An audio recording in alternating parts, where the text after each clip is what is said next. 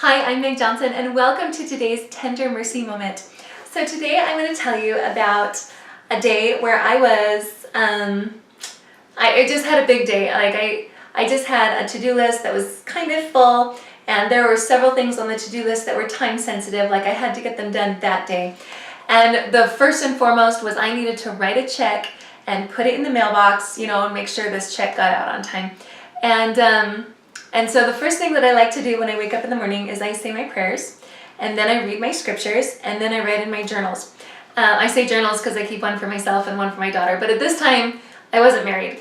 And so, actually I keep one for my unborn daughter too. I'm about 7 months along. So anyway, this was long before I had kids, but I was married. And so I woke up and I said my prayers and I told Heavenly Father, okay, I've got this really big to-do list. I've got this and this and this and this and this on it. I need this kind of help, these kinds of blessings. Please help me accomplish this to-do list.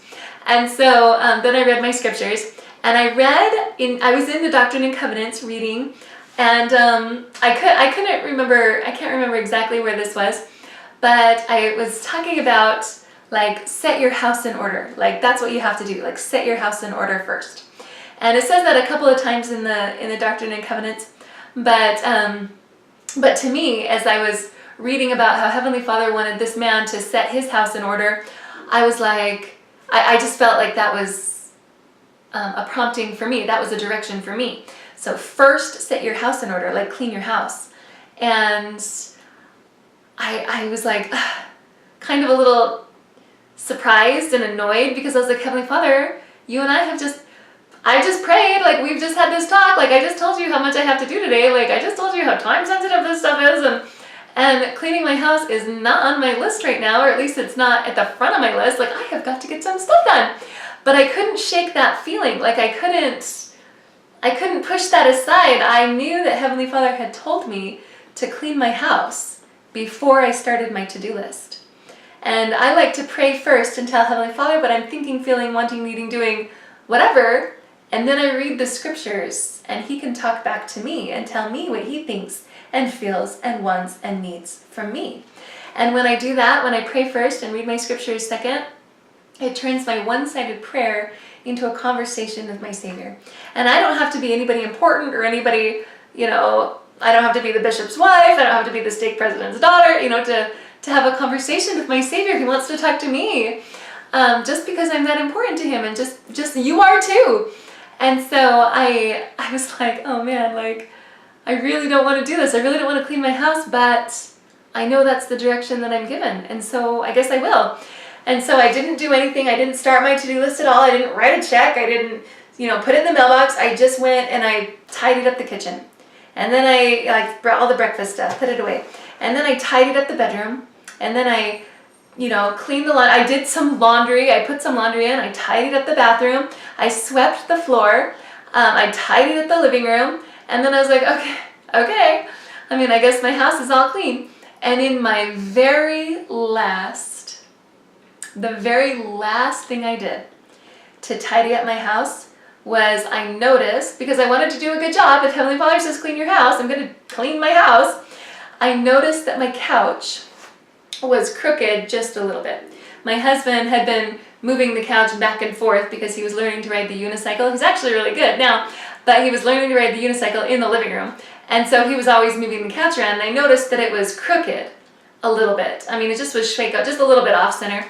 And so in my very last effort to clean my house, in a final, cherry on top moment, I pushed the couch, I rammed it just a little bit, just to straighten out the one end of the couch.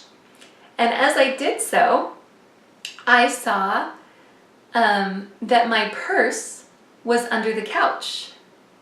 I saw one little corner of the handle of my purse poking out. When I pushed the couch, I noticed that just the little tiny corner of the handle, it was all the way under the couch, but just one little handle was poking out.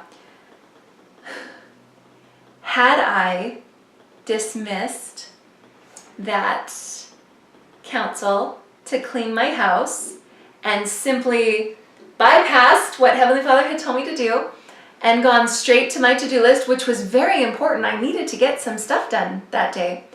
I would have gone to the first item on my to-do list, which was write a check and put it in the mail. However, when I would have gone to find my checkbook in my purse, I would not have been able to find it. I would have looked everywhere.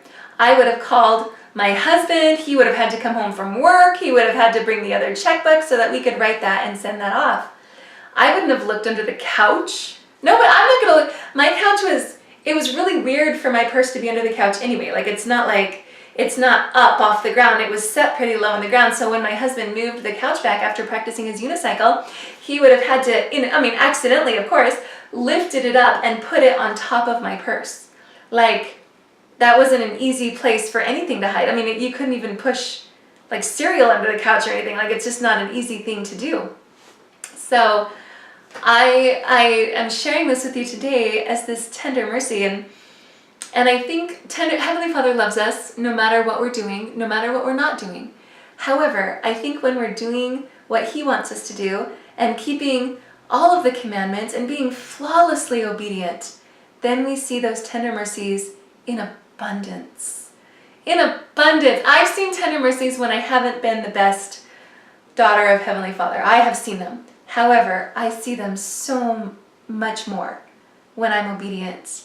And I feel like this was a huge tender mercy for me, that I was able to, when I started my to-do list, be very peaceful, be very calm, have a nice, wonderfully clean house, and have my purse right there. And not be stressed and trying to find my purse and my checkbook and calling other people and, making them feel I'm canceling my credit cards because for sure my purse has been stolen. When we are flawlessly obedient and keeping the commandments of Heavenly Father and acting on those promptings that He gives us, we will see those tender mercies just flowing. So that's our video for today on tender mercies. I'd love to hear about yours. Please visit me on my website. Subscribe to this YouTube channel if you're not already. Put your own tender mercies in the comments below. I love to hear about yours. Anyway, also follow me on Facebook and Instagram. Those links are in the description right below. So thanks again so much for watching, and we will see you next time.